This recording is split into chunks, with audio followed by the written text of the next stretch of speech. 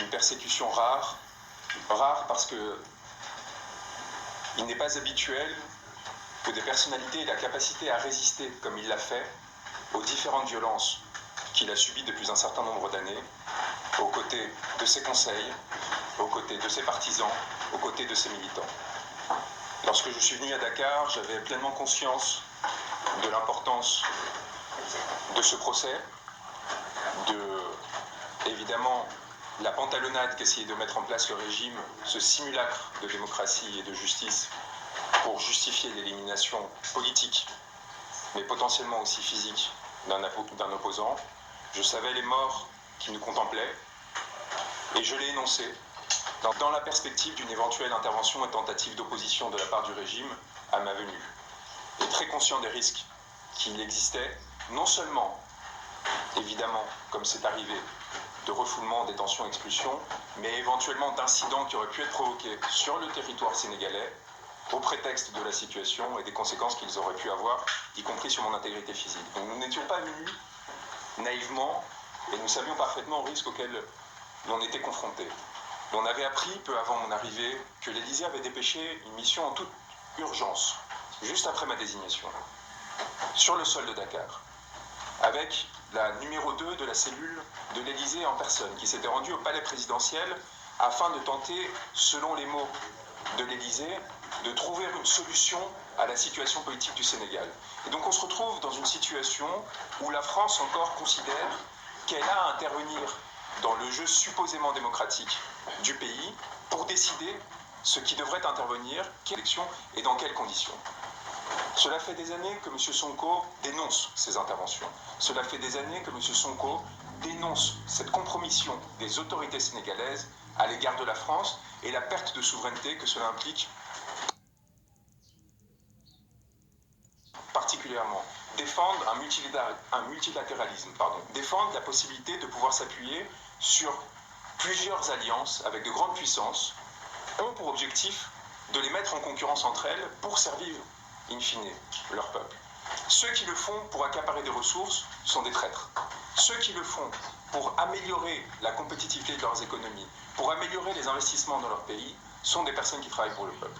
Il me semble que M. Sonko n'est tombé dans les travers d'aucun de ses pairs et n'a aucun moment cherché, notamment sur ses ressources, un moment où l'augmentation de l'exploitation des ressources gazières et pétrolières rend particulièrement avide et violente cette caste politique, ce qui explique les tensions qui sont en train de monter dans la perspective des élections de février 2024, ce qui explique par ricochet la tension et la violence que l'on tente d'infliger aux avocats et à tous ceux qui essayent d'empêcher le déraillement des procédures supposément démocratiques qui doivent avoir cours au Sénégal. Aujourd'hui, le régime sait parfaitement que si M. Sonko se présente, il sera élu président du Sénégal. Il sera le prochain représentant du peuple sénégalais et avec un espoir qui se lèvera pour l'ensemble du territoire, du règlement de la Casamance à la question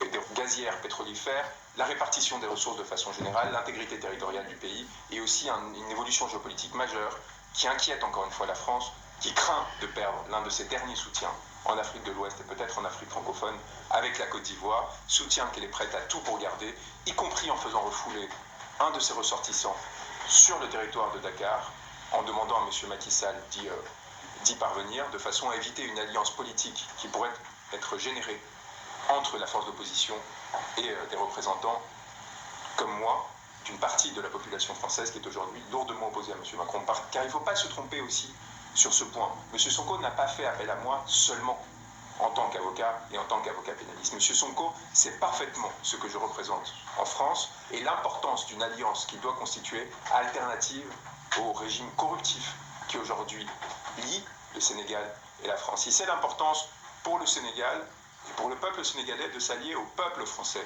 Car il faut rappeler que le peuple français n'est pas responsable du pillage, de l'extorsion, de la colonisation qui ont touché les peuples d'Afrique de l'Ouest ces dernières décennies. Ce sont ces élites qui se sont enrichies, ce sont ces élites qui ont profité de ces liens, ce sont ces élites qui encore aujourd'hui se font inviter régulièrement au palais présidentiel pour se voir répartir des ressources. Et lorsque M. Sonko fait appel à des individus qui luttent contre la corruption de ces élites à l'étranger, il cherche à faire miroir par sa dénonciation de la corruption des élites, par son intégrité. il intervient dans les médias étrangers en montrant des photos de Thomas Sankara pour s'intégrer justement dans cette longue perspective de lutte pour l'émancipation des peuples en Afrique de l'Ouest contre leurs élites, contre la corruption et contre l'asservissement à des puissances étrangères. C'est exactement ce que nous faisons en France. Et c'est exactement pourquoi, lorsque nous payons le prix au Sénégal de cet engagement, nous savons très bien qu'il est le reflet de notre engagement en France. Est-ce que cela implique que nous soyons venus comme politiciens, comme agitateurs, comme militants sur le territoire sénégalais? Pas du tout. Et c'est pour ça que cette inquiétude qui a germé au sein du pouvoir sénégalais a ricoché de l'inquiétude qui naissait à l'Élysée. Et la conjonction de ces inquiétudes a provoqué cet acte qui est délétère et catastrophique pour le pouvoir actuel pour une raison très simple, c'est qu'il permet de révéler, de montrer que tout ce qui se passe sur le peuple, sur le territoire sénégalais, en fait, n'est qu'une simagrée de démocratie, une simagrée de justice. Et je sais à quel point il est difficile parfois de faire connaître les abus que l'on subit sur son territoire à l'étranger. Et mes confrères sénégalais, qui depuis des années souffrent de violations extraordinaires de leurs droits et de leur capacité à exercer leur magistère, qui encore le 30 mars, pendant que j'étais refoulé, arrêté puis refoulé par 7 hommes en armes dès ma sortie de l'avion, qui m'indiquaient que c'était une façon de me rendre hommage du fait de mon importance, qui disaient qu'ils raconteraient à leurs petits-enfants qu'ils avaient arrêté Juan Branco, et qui en même temps était d'une agressivité extraordinaire pour essayer de m'intimider dans un premier temps, jusqu'à ce que je réussisse à calmer les choses en essayant de me saisir mes documents, mes ordinateurs et tout ce que j'avais au procès pour prouver l'innocence, car c'est très important de répéter, l'innocence de M. Sonko, la nullité des procédures. Eh bien, ses confrères sénégalais, il faut le rappeler, il faut insister, ce qui m'est arrivé à l'ensemble de l'équipe de défense de M. Sonko, car ils ont été expulsés de la salle d'audience. Et donc, ce qui m'est arrivé n'est qu'une image d'une situation plus générale par laquelle, entre la ville morte que l'on a organisée à Dakar pour s'assurer que le peuple ne puisse pas se faire entendre ce jour-là, et les expulsions d'avocats qui visaient à réussir le simulacre de procès que l'on mettait en place, qui ne visait qu'une chose, à s'assurer que la décision qui avait été prise entre le palais présidentiel et l'Élysée, qui consistait à calmer les choses entre guillemets, mais c'est dire le niveau de dépendance de l'appareil judiciaire dans ce pays, où on se retrouve avec des réquisitions d'1 an ferme, de 2 ans avec sursis, et une décision qui finalement reste sous le seuil de l'inéligibilité. Par miracle, par hasard, soudain, pourquoi? Parce que l'on a changé quelques heures auparavant le juge. Et pourquoi on en a changé quelques heures auparavant le juge? Comment cela se fait qu'alors que l'affaire était déjà renvoyée, c'est-à-dire que le tribunal était saisi? C'est-à-dire que le juge en question devait présider à cette audience. Pourquoi il ne l'a pas fait? Eh bien tout simplement parce qu'on a cherché à lui imposer un accord politique qu'il a peut-être refusé, qu'en toutes circonstances on a trouvé quelqu'un qui l'accepterait, et que cet accord, comme l'a rappelé Maître Pierre-Olivier Sur, mon confrère qui s'est déshonoré en plaidant devant une salle vide, qui s'est déshonoré en plaidant alors que son confrère du même barreau était refoulé au même instant parce qu'il ne faisait pas partie du camp présidentiel, parce que lui, contrairement à Monsieur Sûr, à Maître Sûr, n'allait pas faire des salam alek au palais présidentiel. Monsieur Sall, qui a démontré sa tyrannie en me refoulant et en refoulant l'ensemble de mes confrères. Je ne l'avais pas dit jusqu'alors. J'avais dit que le 30 mars, l'on saurait s'il y avait l'avènement d'un régime tyrannique. L'on saurait si la nature démocratique du régime sénégalais était encore existante ou pas. Et j'avais dit, on saurait si M. Sall, son excellence M. Sall, comme l'a rappelé le ministre de l'Intérieur, si M. Sall allait transformer ou non ce pays en un désert démocratique. Alors pour les Sénégalais, il est évident qu'ils n'avaient pas besoin de cet élément supplémentaire pour le savoir. Les 14 morts de 2021, les morts lors des manifestations suivantes, les 500 arrestations de militants du PASTEF ces 15 derniers jours, l'avaient démontré, mais aussi l'absence par l'Assemblée nationale de capacité à siéger depuis l'année dernière. Tous ces éléments suffisent en vérité à démontrer que tout cela n'est qu'une apparence et n'est qu'une pantomime. Et le dernier espoir du peuple sénégalais, c'est la possibilité de s'exprimer par l'élection, de réussir à renverser ce régime pacifiquement. Mais que veulent-ils? Veulent-ils la révolte? Est-ce cela qu'ils veulent? Le sang, les morts une nouvelle fois? Est-ce à ce prix qu'ils sont prêts à s'accrocher au pouvoir, à accaparer les ressources naissantes et cette inégalité qui monte au sein même de la capitale, qui se voit avec ces écarts de richesse, ces produits de consommation de luxe qui commencent à émerger dans une partie du territoire pendant que tout le reste continue à souffrir, y compris de la faim? Sont-ils prêts à cela? pour s'accrocher à ce pouvoir, c'est la question aujourd'hui qui se pose au peuple sénégalais, et c'est la question qui doit être posée directement à M. Sall. Et s'il continue, parce qu'il y a évidemment des conséquences secondaires, l'épuisement de M. Sonko, voilà l'objectif. L'objectif, c'est de jouer avec ses nerfs, c'est de le faire varier, d'essayer de le mettre dans des contradictions, de dire, mais vous voyez, nous ne vous avons pas condamné à l'inéligibilité, mais on fait appel par le parquet quand même. On fait appel par le parquet, pourquoi? Parce qu'on veut quand même essayer, peut-être, de vous déstabiliser, de voir jusqu'où vous serez prêt à résister ou pas. Et l'on veut voir si vos partisans seront capables de se mobiliser. Les violations des droits de la défense, les violations et les interpellations, les arrestations, les refoulements, les suspensions de confrères, c'est là que l'importance de ces circonstances prend toute son ampleur, parce que ces droits font barrage à la violence. C'est des choses qui peuvent sembler formelles, une chose qui ne concernerait que l'élite. Ce sont des éléments fondamentaux pour protéger derrière les populations qui sinon devront se saisir de leur propre destin, devront se mettre en première ligne pour défendre leur souveraineté et en payeront chèrement le prix. Et M. Sonko est extraordinairement raisonnable, essaye de calmer les choses, de gagner du temps et du terrain pour pouvoir se présenter aux élections présidentielles en 2024 et gagner légitimement le pouvoir et surtout sortir de là où ils sont ceux qui sont aujourd'hui au pouvoir. M. Sonko fait partie d'une coalition qui compose de nombreuses forces politiques, il n'est pas seul, et ce n'est pas en l'affaiblissant, lui, qui réussiront à détruire l'opposition. Il faut qu'ils aient conscience de cela. Il a parfaitement conscience à la fois de sa force et des vulnérabilités que sa position actuelle le présente face au pouvoir. Et l'enjeu aujourd'hui, c'est aussi de relâcher la pression pour une raison très simple.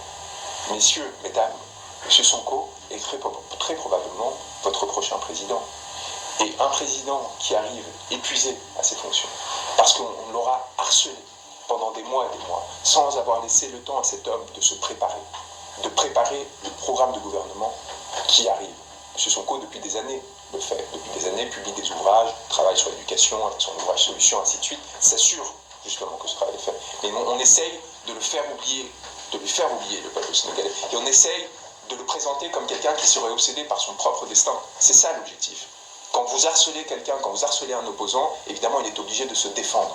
Et vous le faites parler de lui plutôt que du peuple, et vous essayez de créer un écart. Ça ne fonctionnera pas. M. Sonko est fondamentalement lié à sa terre, fondamentalement lié à son peuple, et ne tombera pas dans ce piège.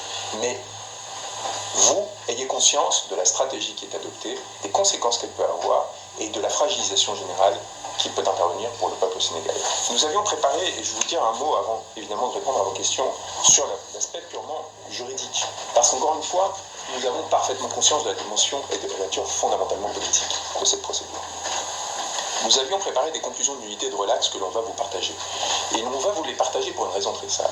On veut vous démontrer que nous sommes venus, en avocat, faire du droit. Car le respect prime dans mon rapport au Sénégal, y compris aux autorités sénégalaises, malgré leur attitude. Donc du code pénal suffisait à faire sauter cette procédure, à démontrer l'inanité et à démontrer l'innocence de M. Sonko. Et donc nous avions préparé de façon très élaborée des conclusions de relax, des conclusions de nullité qui suffisaient, et le pouvoir le sait, à faire sauter cette procédure et à permettre à M. Sonko de se présenter en février 2023 et 2024. Et c'est pour cela également que nous avons été exclus du Sénégal et que cette intervention violente est venue m'empêcher de me présenter avec mes confrères avec lesquels nous avions préparé un plan de défense très élaboré, avec des confrères étrangers de plusieurs pays africains qui étaient venus également en appui à M. Sonko pour déconstruire ce discours et l'évacuation de mes confrères. Et mon expulsion avec un objectif, éviter que l'on tourne en ridicule cette procédure qui n'avait qu'une fonction, tenter d'écraser, d'éliminer M. Sonko. La procédure était nulle et on le démontrera en appel, et c'est aussi un point que je souhaite vous dire, je souhaite revenir à Dakar. Et je n'attends qu'une chose, c'est que ces autorités se rendent compte que ce communiqué de presse du ministère de l'Intérieur était ridicule, que ce communiqué du ministère de l'Intérieur prétendant justifier l'expulsion d'un avocat venu défendre un Sénégalais aux côtés de confrères n'avait aucun sens et ne faisait que confirmer ce que nous avions annoncé, c'est-à-dire l'émergence et la naissance d'une tyrannie sur le territoire sénégalais. Et il faut mesurer la puissance de ces mots et leur importance. La tyrannie, cela veut dire l'arbitraire, cela veut dire la terreur partout, à tout moment, de façon incalculable pour n'importe quel citoyen. Parce que la tyrannie commence toujours vis-à-vis de ceux qui sont politisés. mais elle s'étend progressivement au reste de la population. Car en faisant régner l'arbitraire, c'est-à-dire que vous donnez un pouvoir aux magistrats, aux policiers, de faire ce qu'ils veulent. Vous leur donnez l'autonomie de réprimer, et évidemment, qu'arrive très vite l'autonomisation de leur action. Et peu à peu, leur décision de faire du mal pour servir aussi leurs intérêts personnels.